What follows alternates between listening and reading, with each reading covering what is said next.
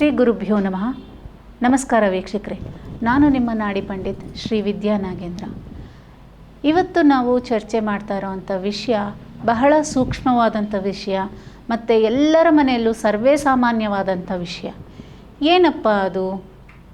ಯಾವ ವಿಷಯ ಇರ್ಬೋದು ಅಂದರೆ, ಈ ವಿಷಯ ಬಂದು ಅತ್ತೆ ಸೊಸೆ ಜಗಳ ಇರ್ಬೋದು, ಅಥವಾ ಸ್ತ್ರೀಯರಿಗೆ ಕಿರುಕುಳ, ಸ್ತ್ರೀಯರಿಂದ ಕಿರುಕುಳ, ಅಥವಾ ಸ್ತ್ರೀಯರಿಗೋಸ್ಕರ ಕಿರುಕುಳ ಅನ್ನೋ ಒಂದು ವಿಷಯ.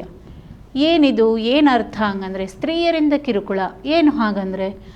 ಅಂದರೆ ಈ ಗ್ರಹ ಸಂಯೋಗ ಇದ್ದಾಗ ಸ್ತ್ರೀಯರಿಂದ ಕಿರುಕುಳ ಅನ್ನೋ ಅಂಶ ಬರುವಂಥ ಗ್ರಹ ಸಂಯೋಗ ಇರುವಂಥ ವ್ಯಕ್ತಿ ಏನು ಮಾಡ್ತಾರೆ ಅಂದರೆ, ಅವರಿಗೆ ಯಾವುದೇ ಸ್ತ್ರೀ ಆಗಿರ್ಬೋದು, ಅವರ ತಾಯಿ ಇರ್ಬೋದು, ಅಕ್ಕ ತಂಗಿ, ಮನೆಯಲ್ಲಿ ಯಾವುದೇ ಇರ್ಬೋದು, ಹೆಂಡತಿ ಇರ್ಬೋದು, ಮಗಳಿರ್ಬೋದು, ಸ್ನೇಹಿತರಲ್ಲಿರ್ಬೋದು, ಯಾರೇ ಇರ್ಬೋದು, ಅವರಿಗೆ ಒಂದಲ್ಲ ಒಂದು ರೀತಿ ಸ್ತ್ರೀಯರಿಂದ ಕಿರುಕುಳ ಇರುತ್ತೆ. ಒಂದು ಹೆಣ್ಣಿನಿಂದ ಅವರು ಕಿರುಕುಳ ಅನುಭವಿಸ್ತಾರೆ.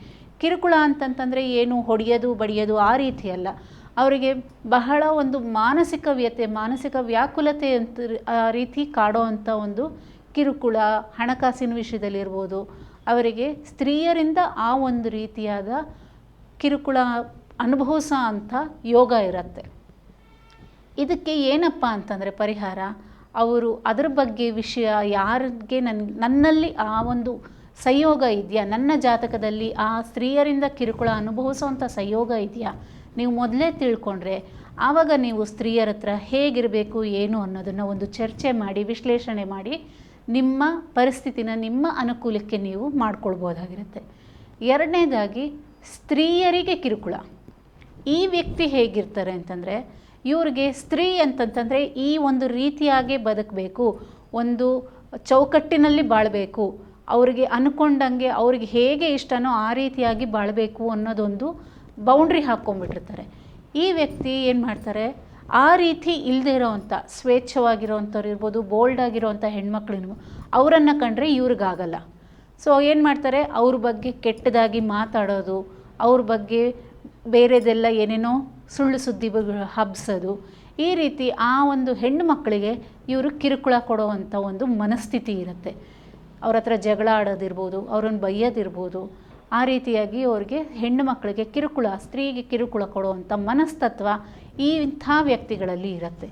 ನೀವು ಕೆಲವ್ರನ್ನ ನೋಡಿರ್ಬೋದು, ಹೆಣ್ಮಕ್ಳು ಯಾರನ್ನ ಕೆಲವೊಬ್ಬರು ಎಲ್ಲನ ನೋಡು ಅವಳು ಹೇಗೆ ಹೋಗ್ತಾ ಇದ್ದಾಳೆ, ಹೇಗೆ ನಗ್ತಾ ಇದ್ದಾಳೆ, ಅದು ನಕ್ಕಿದ್ರೂ ತಪ್ಪು, ಅವರಿಗೆ ಹೆಣ್ಮಕ್ಳು ನೋಡಿದ್ರೂ ತಪ್ಪು, ತಲೆ ಎತ್ತಿದ್ರೂ ತಪ್ಪು, ಪ್ರತಿಯೊಂದರಲ್ಲೂ ಅವರು ಹೆಣ್ಣು ಮಕ್ಕಳಲ್ಲಿ ತಪ್ಪನ್ನೇ ಕಂಡು ಹಿಡಿತಾರೆ. ಸೊ ಇಂಥ ವ್ಯಕ್ತಿಗೆ ಯಾವ ಒಂದು ಗ್ರಹ ಸಂಯೋಗ ಇದೆ ಅನ್ನೋದು ನಾವು ನೋಡಬೇಕಾಗತ್ತೆ.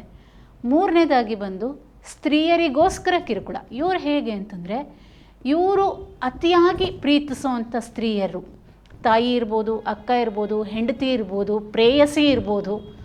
ಸೊ ಅವ್ರಿಗೋಸ್ಕರ ಇವರು ಅವ್ರ ಸುತ್ತ ಇರೋ ಬೇರೆ ಸಂಬಂಧಿಕರಿರ್ಬೋದು, ಸ್ನೇಹಿತರಿರ್ಬೋದು, ಅವ್ರಿಗೆಲ್ರಿಗೂ ಇವರು ಕಿರುಕುಳ ಕೊಡ್ತಾರೆ. ಅವ್ರಿಗೋಸ್ಕರ ಇವರು ಅತಿಯಾಗಿ ಪ್ರೀತಿಸುವಂಥ ಸ್ತ್ರೀ ಅಥವಾ ಹೆಣ್ಣು ಯಾರು ಇರ್ತಾರೆ ಅವ್ರಿಗೋಸ್ಕರ, ಅವ್ರನ್ನ ಸಂತೋಷಪಡಿಸೋದಕ್ಕೋಸ್ಕರ, ಅವ್ರನ್ನ ಖುಷಿಯಾಗಿ ಇಟ್ಕೊಳ್ಳೋದಕ್ಕೋಸ್ಕರ ಇವರು ಆ ಸುತ್ತ ಇರೋ ಬೇರೆ ವ್ಯಕ್ತಿಗಳಿಗೆ ಕಿರುಕುಳ ಕೊಡ್ತಾರೆ.